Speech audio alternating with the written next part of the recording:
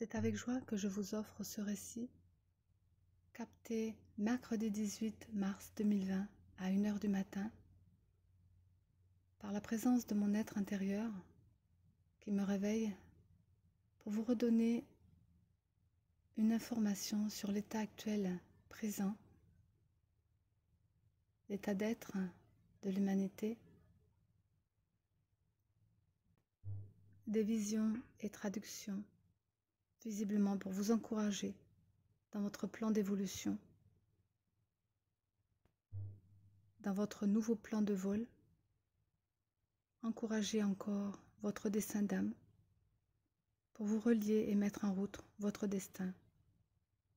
Certains sont réparateurs des cieux, comme on me dit, des fibres cosmiques, pour redonner à chacun le chemin de son évolution. Être restauré en Dieu, à l'infinitésimal, donc qui est en soi, au cœur de soi, pour le transposer dans sa vie, le réaliser et le concrétiser, donc au quotidien. On me dit aussi que c'est cela le mirage que certains pensent, mais ont peur de côtoyer, car pour eux ce n'est pas une réalité, mais une portée plus haute à s'élever qui est à intégrer. Difficile. Changement de route, changement de direction, changement de vie, changement de tout. Cela peut effrayer au premier abord, mais c'est une année de transformation, de mutation des cellules internes, pour replacer un nouveau décor. Façon de dire que l'on déstructure pour restructurer et y remettre de l'ordre, de l'intérieur vers l'extérieur et non l'inverse. On me dit alors, c'est une passation des principes de vérité en soi, nourriture pour l'âme. La chance, enfin pour nous, on nous la donne pour pouvoir voir et réveiller notre intelligence, voir les choses telles qu'elles sont, en réalité. La première vision. Alors pour ceux qui ont vu le film, c'est Independence Day. Et à ce moment-là, on me montre ce fameux canal blanc qui sort de ces vaisseaux et on me dit purifier les perceptions et visions des choses pour avoir une réalité différente sur la matière. Et bien si on regarde de plus près, symboliquement évidemment, c'est le canal qui se purifie, mais en même temps on voit qu'il y a le feu par le feu. Destruction par le feu, c'est souvent libération des karmas, c'est remettre les compteurs à zéro. Cela pose les choses dans l'instant. Puis ensuite, il va y avoir 3 visions qui sont progressives, qui me montrent toujours d'où nous venons, ce que nous vivons et vers quoi nous allons. Donc il y a toujours un espace-temps, il y a une logique dans les informations qu'on m'amène. C'est très structuré, c'est une intelligence qui peut parfois nous dépasser, mais si on s'ouvre à cette différence, on apprend. C'est ce que j'ai choisi de faire, m'ouvrir à cela, même si cela dépasse mes entendements humains. Alors on m'enseigne et on me montre le chemin. Je suis simplement un intermédiaire qui va informer. Alors là, dans cette position, eh bien, on me montre, je discute, il y a une discussion avec la jeunesse, comme si on faisait un échange de communication, comme les parents qui vont parler à leurs enfants, les jeunes adultes. Parce qu'on me dit qu'il faut dire les choses aux enfants. Ils ressentent. Leur exprimer ce qui se passe, ce que l'on ressent naturellement, pour être vrai avec eux. Alors d'un seul coup, mais par 3 fois bien sûr, ces choses qui sont puis miracles et discussions, eh bien le résultat c'est que quelque chose vient les réveiller, ces jeunes adultes. Une lumière incandescente, on me montre le front, le visage d'un enfant, le regard très ouvert, comme s'il y avait vraiment quelque chose qui le touche au front et révèle quelque chose dans sa conscience. Donc pour moi, ce que je comprends aussi, c'est que la jeunesse va être touchée par la lumière céleste, peut-être de ce 22, puisque c'est l'enseignement, 22 mars, des plans spirituels au plus haut. une particularité pour eux. Les idées, bien sûr, le feront, les nouveautés, la clarté qui va se placer dans le temps et qui va nous redonner à l'ensemble. Parce que l'esprit fonctionne toujours pour redonner au collectif. La première vision, c'est le puits. Dedans, je vois la tristesse, beaucoup de pleurs, de choses difficiles. Un temps, bien sûr. C'est comme le jeu de la vie. On est enfermé comme dans le jeu de loi. C'est une transformation, c'est une transition de l'être humain. À l'intérieur, on voit un fil, un point vers un autre point. De l'un à l'autre, des extrêmes. L'être dans sa personnalité va comprendre qu'il faut un juste milieu. On ne peut pas être dans le bien et le mal, on doit être au centre pour trouver un fil conducteur à sa vie, une notion beaucoup plus dans l'équilibre et l'harmonie, comme ce 22 mars 2020 prochain, au-delà des extrêmes.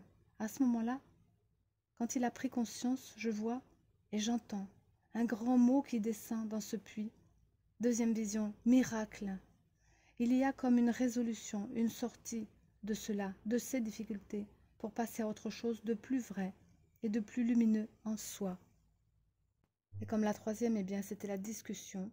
C'est comme si on me faisait comprendre que chacun porte en lui la jeunesse éternelle, une autre vision des choses qui va ouvrir la conscience sur un autre état d'être, des perceptions nouvelles sur la réalité des choses et de la vie. Avoir un regard neuf, voir mieux les choses entre les choses, au-delà de l'apparence humaine, une réalité. C'est simplement pour confirmer l'état d'âme, une expression de l'état d'être actuel, où on en est et vers quoi on va.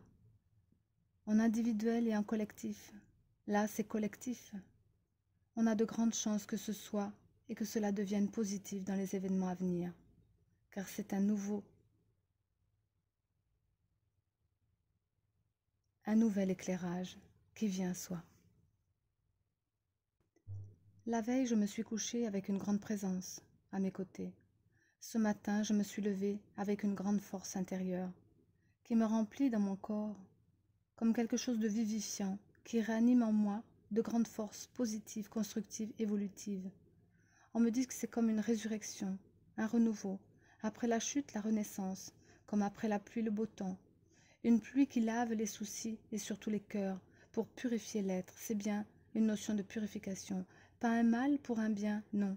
Au-delà du bien et du mal, le juste milieu, c'est une transformation d'un état à un autre, mais naturellement, et qui agit dans la forme pour transformer les données, comme si on pouvait voir un hologramme, un programme qui va repositionner les faits dans le temps.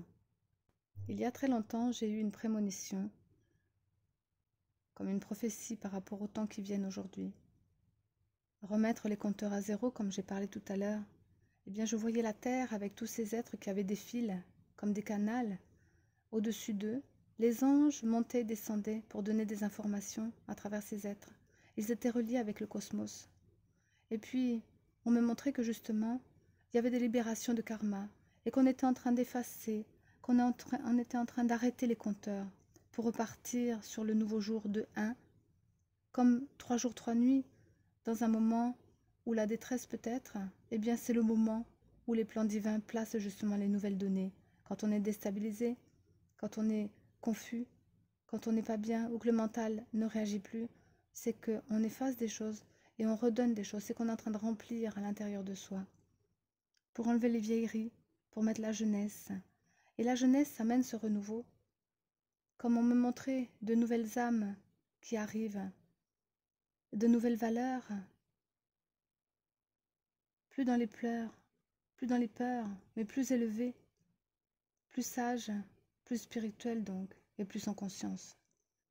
Et que ces nouveaux enfants arrivaient comme le jour 1, c'est-à-dire plus ancien karma, plus de dettes, de passé, avec le jour 1, c'est-à-dire avec cette grandeur qui fait qu'elles sont pures.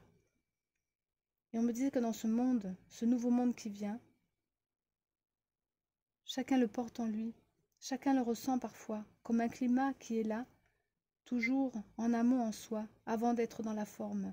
On ressent les changements qui opèrent en soi. ils arrivent.